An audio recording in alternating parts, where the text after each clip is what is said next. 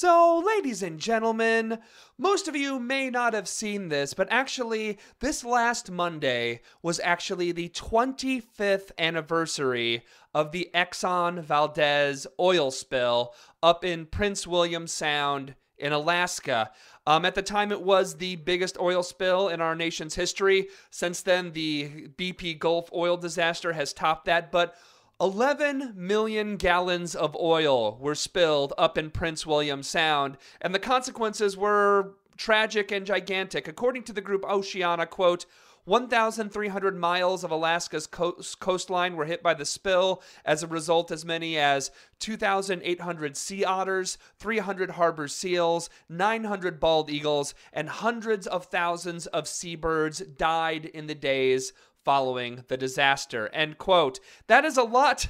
That is a lot of dead animals killed by oil. And that was just in the days following. The consequences have been even further. Thousands of more have died in the weeks, months, and years ahead due to the spill. And actually, if you go up to Alaska, to Prince William Sound, even today, as my buddy, photographer and journalist Zach Roberts did, I think he did it was about a year ago, or so, and if you dig into the ground just a little bit at Prince William Sound, like 6 inches to a foot, if you dig into the ground there, you're going to find oil. You will still find oil in the ground and the water. And this is 25 years later. That is the spilled oil, the 11 million gallons still in the ground of Prince William Sound up in Alaska. He posted a video with a radio host and actually friend of the show, Shannon Moore, who lives up in Alaska. And in the video, they're at the Sound and they're commenting on how quiet it was. And now a lot of people think you're out in nature, quiet's actually a good thing and a positive thing, but it actually wasn't in a good way, because before the spill, before the Exxon Valdez spill, there were actually thousands and thousands of birds there, and you could hear them when you were at the Sound, and they're not there anymore. It's now eerily quiet, and you'll hear an occasional bird. It's not like there's no birds, but there used to be thousands of them, and now they're just not there anymore.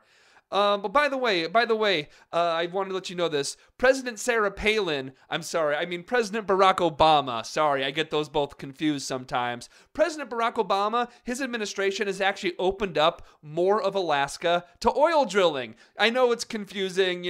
I get confused with the Republican who said drill baby drill and the Democrat who made drill baby drill his policy. That is his policy. There's more drilling going on under Obama than there was under George W. Bush. And I bring up the Valdez not really for I don't know, nostalgia of a disaster or just to point out that the consequences of these spills never truly go away. I mean, again, this is 25 years after the Valdez, and there's still spilled oil in the ground and the water. 25 bloody years later, the oil is still there. It doesn't go away. But I bring that up not just to point that out, though that's important, but I actually bring this up because actually one day before the 25-year anniversary of the Exxon spill, one day before, ladies and gentlemen, another oil spill has happened.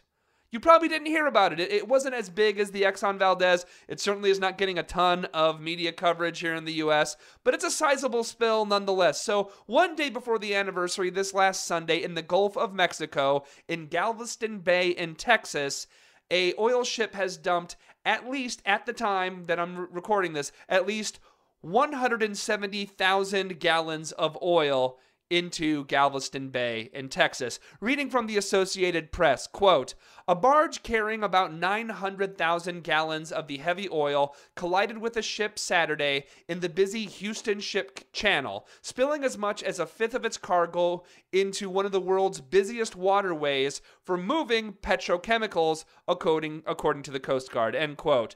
So this spill was so big and gigantic, it actually stopped the shipping lanes. It actually stopped it. There was so much oil spill, boats just can't go through it. I mean, I guess they're shipping petrochemicals, so maybe slowing that down isn't the worst thing in the world, but the actual spill is horrible. And the actual spill on the wildlife and on the beaches and the communities surrounding there is a very, very big deal. So apparently there's workers in hazmat suits picking up quarter-size balls of oil on the beach in Galveston Bay. Islands have been shut down, beaches have been shut down, businesses have been shut down. Reading again from the Associated Press, environmental groups said the spill occurred at an especially sensitive time and place. The channel in Texas City, about 45 miles southeast of Houston, has a shorebird habitat on both sides, and tens of thousands of wintering birds are still in the area. End quote.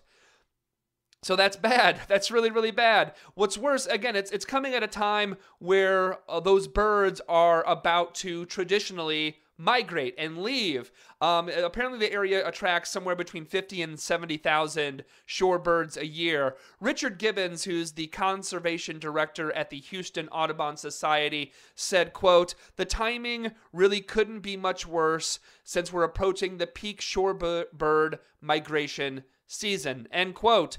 So this is a bad spill, and we don't know the full consequences of it yet. And, you know, the thing is, we never really know the full consequences of these things until probably 100 years later. I mean, again, we were just talking about how 25 years later, we are still seeing the continued consequences of the Exxon Valdez oil spill. 25 years later, it's still there. And so this is a bad spill down in the Gulf. It's not as bad or as big as the Exxon Valdez or the BP Gulf oil disaster, but it's a bad spill. But actually, speaking of the BP Gulf disaster, a story happened earlier this month that we didn't have time to cover. Speaking of BP and the BP oil disaster, were you, my dear listeners, aware that just this past month, the Obama administration, President Barack Obama, has now allowed BP to begin drilling in the Gulf of Mexico again?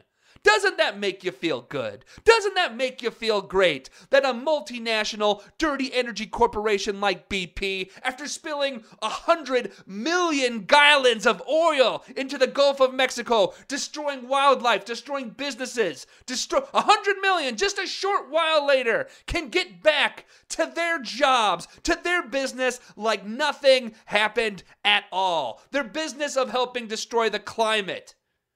Doesn't that make you feel great that they're back to drilling? Who said there's no such thing as second chances, huh? Drill, baby, drill.